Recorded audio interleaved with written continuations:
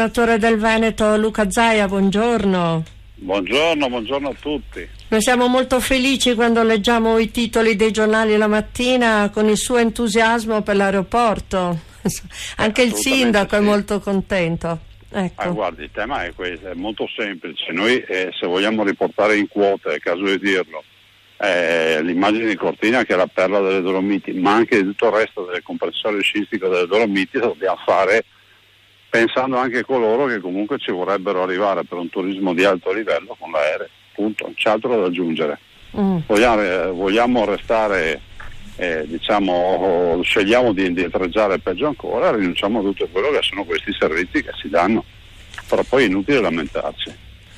Allora, il sindaco dice in una nota, grazie per l'entusiasmo, noi siamo molto contenti di questo appoggio, ma naturalmente sappiamo che a giorni dovrà incontrare poi questa cordata di imprenditori per vedere un po' come stanno le cose, no? Perché poi alla base questo. Sì, ma guardi, io le dirò che ho già vissuto, seppur da distante, ma anche da vicino, perché poi mi hanno chiamato a inaugurarlo, sì, la stessa identica operazione ad Asiago. Asiago era comunque... ormai la vicenda aeroporto sarà infilata in un binario morto. Lì è arrivato un imprenditore illuminato che ci crede, che non lo fa per il business, perché poi lo fa perché la passione del volo eccetera. Oggi il turismo che vuole andare sull'altopiano di 7 comuni ci può andare anche approfittando di questa di superficie, che le dirò è stata rinnovata, rimessa a posto, che è veramente degna di qualsiasi aeroporto da diporto, ecco, a livello internazionale. Insomma, il primo cittadino allora accoglie positivamente queste sue affermazioni. Lei tra l'altro diceva addirittura il primo volo l'anno prossimo. Sì, conoscendo appunto il fatto che se non c'è del pubblico di mezzo ma ci sono i privati hanno solo che interesse a fare veloci, a fare bene. Andare bene. Però poi non dimenticate che Cortina, Asiago, Nicelli di Lido ed altre realtà a livello anche del nord-est, non so, uno potrebbe pensare agli aeroporti dell'Istria o quant'altro, permette anche a questi escursionisti del volo di poter pianificare, che so, un weekend e farsi un sabato a Asiago, poi la domenica vanno a Sciare a Cortina e dopodiché faranno lunedì a Lido o viceversa. Insomma, capite che è tutto un altro mondo. Sicuramente sì, però si parla anche di treno, no? Il treno è una sorpresa che presenteremo, e dico solo che il treno Dolomiti per me è una priorità. Lo sarà da un punto di vista infrastrutturale, lo sarà da un punto di vista proprio delle macchine, della filosofia, dell'avere i vagoni a disposizione per le biciclette, dell'intermodalità, cioè dello scambio rotaia a gomma, in modo tale che se uno arriva al capolinea lì troverà un terminal dove non sarà lì a attendere mezza giornata un pullman, ma il pullman è esattamente in orario con il treno. Allora, mi è arrivata questa richiesta, potresti chiedere al nostro governatore come procedono i progetti o i lavori per le frane del 4 agosto a Peaio a San Vito, se i fondi arriveranno, se il governo si è dato una mossa. La mossa del governo insomma c'è, sì. Aspetta e spera, nel senso che noi siamo appunto con Riviera del Brenta, fra l'altro ricordo che abbiamo l'operazione dell'SMS che riguarda anche fra l'altro San Vito, Peaio e Borca, ovviamente tutte quelle realtà, Acquabona, sì. Dico che soldi non se ne sono visti, ma è tutto secondo doppione. Sì. Ora, io ormai, siccome ormai sono un esperto di queste tragedie, perché avendo governato 5 anni, l'anno scorso abbiamo fatto 30 eventi catastrofali piccoli e grandi, poi alla fine vedi una gran processione di esperti, no? Sì. Gran processione di questi politici che vengono a pontificare, poi alla fine il problema a chi resta? Ai cittadini e a me, punto. C'è altro da dire, perché oggi se qualcuno vuole un'informazione o sapere qualcosa chiama me.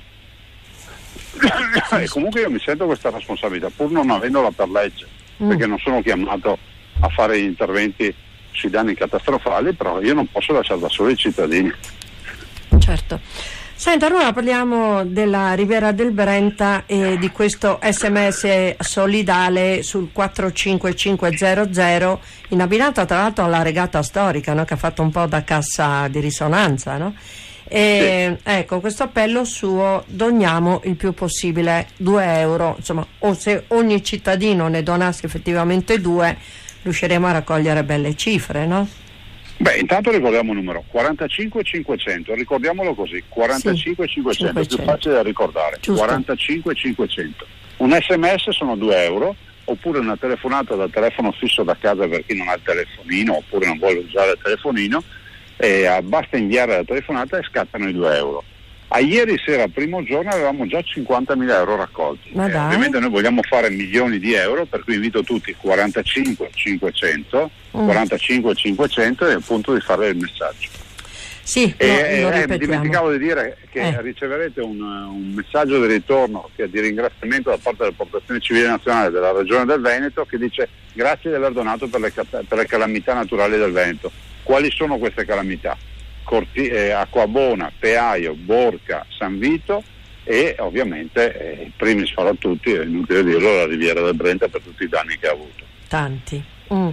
Allora, parliamo di un Veneto sicuramente molto attivo. Si dice che insomma il lavoro è ripreso e le condizioni insomma anche economiche cominciano un attimino a migliorare. Le risultano questi dati? Vorrei mi risultassero, e la verità è che io incontro gente come prima senza lavoro. Si sono modificati sicuramente molti contratti di lavoro. Adesso bisogna vedere il consuntivo, cioè pensare così a priori di dire che tutto è andato bene oppure no. Io voglio essere prudente, guardo i dati, so che ho ancora 170.000 disoccupati, questo è un dato concreto. 42.000 di questi sono immigrati, 2/3 dei ragazzi sono con contratti di lavoro di precariato e 1/3 è disoccupato, cioè sotto i 30 anni. Questi sono i dati che mi interessano. Quando non avrò più questi dati vi dico che tutto funziona. Ecco, perché magari qualcuno ce lo mette secondo lei così per farci credere a certe illusioni, oppure perché magari c'è una base su cui avere fiducia? Proseguire? No. E i giornali, parlo sempre dei giornali. Sì, ma guardi, i giornali giustamente riportano dichiarazioni. Le dichiarazioni spesso escono dalla bocca di chi ha solo che interessi a dire che non c'è nessun problema, tipo la partita degli immigrati, cioè non è che non possiamo dire che se da un lato dobbiamo essere solidali a favore di chi scappa dalla morte e dalla fame, dall'altro dobbiamo anche pretendere rigore e rispetto delle regole e non portarci a casa i delinquenti. Già, senta, lei è andato in prefettura, c'è stato questo vertice proprio sull'immigrazione e tra l'altro c'era anche diversi sindaci del capoluogo di provincia. A lei ha detto prendere atto che l'accoglienza diffusa è fallita, pronti a aiutare le mamme, i bambini, i veri sofferenti, che sono solo 1/3 degli arrivi, sì. Non immigrati economici, insomma. Ma guarda, un dato di fatto, lo anticipavo proprio da voi in radio, quando diceva Zaia deve coordinare, io vi dicevo guardate che prima di tutto non è previsto da nessuna legge che io debba coordinare. Secondo, la grande associazione dei comuni che è l'ANCI, che è rispettabile, per bene, detta l'agenda del governo, su ogni provvedimento anche in regione comunque fa lobby e porta avanti gli interessi dei comuni, è in grado di coordinarsi al suo interno, visto e considerato che è un'associazione dei comuni, e decidere se vogliono l'ospitalità diffusa o no. Dire che Zaia deve coordinare, il fatto viene sempre dai nostri oppositori, vuol dire togliere i riflettori del governo e cominciare a dire che è colpa di Zaia. La verità qual è? La verità è che i comuni adesso sono spaccati, perché parte dell'ANCI ha detto che è a disposizione dell'ospitalità diffusa e altre no. Università, sto con gli studenti, idealmente sarò con loro a protestare perché chiedono l'ovvio, cioè che anch'io chiedo dal novembre 2013 una università aperta a tutti, quindi contro il numero chiuso, mi sembra di capire. Ma sì, guardi, è scientificamente dimostrato che i premi Nobel non escono perché non si trovano perché c'è il numero chiuso. Io penso ad esempio, glielo dico da studente lavoratore, sì, che un numero chiuso, frequenze obbligatorie, alla fine poi rischiano di premiare i figli di papà, quelli che hanno soldi. Cioè, io penso che molti luminari, molti ricercatori, molti scienziati sono usciti da università dove hanno magari fatto gli studenti lavoratori, dove magari, come è accaduto a me, la lezione la facevi seduto sul davanzale dell'aula, però alla fine ci siamo laureati, alla fine comunque. Allora io dico, l'opportunità va data a tutti, invece l'università deve essere severissima e meritocratica, cioè io ti do la possibilità di iscriverti, ma se non fai gli esami ti butto fuori, non ti tengo lì a rompere le palle. Cioè è questo che dobbiamo pretendere, come la farsa dei test di ammissione. perché il numero chiuso prevede i test di ammissione. Cioè non mi puoi chiedere, cioè non è un test di ammissione chiedermi di che colore era il cavallo di Napoleone, cioè sono puttanate queste qui, finiamola questa storia. Cioè il test di ammissione di medicina posso ancora capire se si parlasse magari di qualche tema scientifico, ma c'è la cultura generale, non va bene così, cioè io sono contrario anche ai test di ammissione, si ammettono tutti, poi si selezionano sugli esami. Senta, ieri sulla questione delle due ULSS naturalmente da mettere assieme c'è stato un bel fronte del no, ben compattato, non saranno 2 direttori generali in meno, è stato detto, a far risparmiare milioni, ma in cambio ci rimettiamo in autonomia delle scelte che devono essere fatte sul territorio. Mi piacerebbe sapere il nome e cognome di chi ha detto sta roba, chi è che l'ha detto sta roba? Il fronte, diciamo, qua non c'è la firma, però sono i sindaci tutti d'accordo. No, ma gli stessi sindaci che in campagna elettorale sostenevano che eravamo degli spracconi con le ULSS. Guarda, io parlo ai cittadini. Restano le conferenze di sindaci come prima. Sì. Restano i servizi identici a prima. Non ci saranno più 2 uffici legali, non ci saranno più 2 uffici tecnici, non ci saranno più 2 uffici informatica, tanto per dire in Veneto le informatiche di tutte le ULSS hanno 300 dipendenti, non ci saranno più 2 direttori generali, non vedo qual è che problema hanno i cittadini. Poi per carità il Consiglio è sovrano, ma se tutti sono così, allora o le elezioni sono serie, mi lascia arrabbiare, o non sono serie. Siamo andati al faccia a faccia che hanno organizzato a Belluno tra i candidati ai regionali. Sì. Non c'è stato uno candidato che non abbia sostenuto che bisogna fare 7 ULSS in tutto il Veneto. Io mi chiedo dove erano i sindaci bellunesi quando i loro relativi esponenti, me compreso, dichiaravano questo. Ieri dopo il no all'ULSS unica, Jacopo Massaro, che era presidente, se n'è andato, ha lasciato l'aula, ha detto è un tranello, insomma era molto arrabbiato, ha incassato, diciamo, questa contrarietà, però poi se n'è andato. Belluno quindi non ci stava, però ha votato compatto alla conferenza dei sindaci, quindi no all'unione. Mi dispiace, tra l'altro la tirano anche in ballo. Si può fare anche una ULSS per valle. Sì. Per ogni valle del però dopo non bisogna piangersi addosso. Io dico sempre questo. Guarda, io lascio il Consiglio sovrano, però ripeto, questo programma è il programma mio, è il programma del centro-sinistra, è il programma dei grillini, è il programma di tutti quelli che hanno votato in Veneto. E allora vuol dire che è una presa in giro andare a votare, no?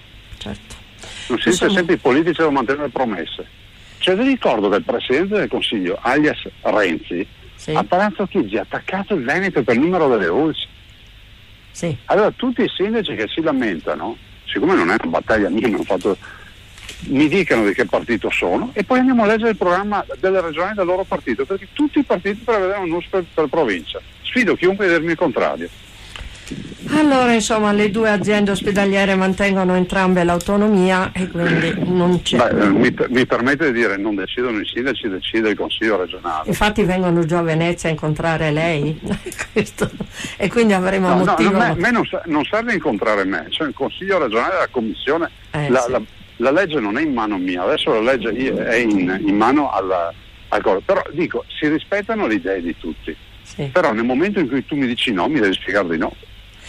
Certo che sì, allora staremo a vedere. Insomma, le ho dato questa notizia, la ringrazio tantissimo. Grazie a voi. E ci sentiamo martedì prossimo. Buongiorno a tutti. Grazie ancora.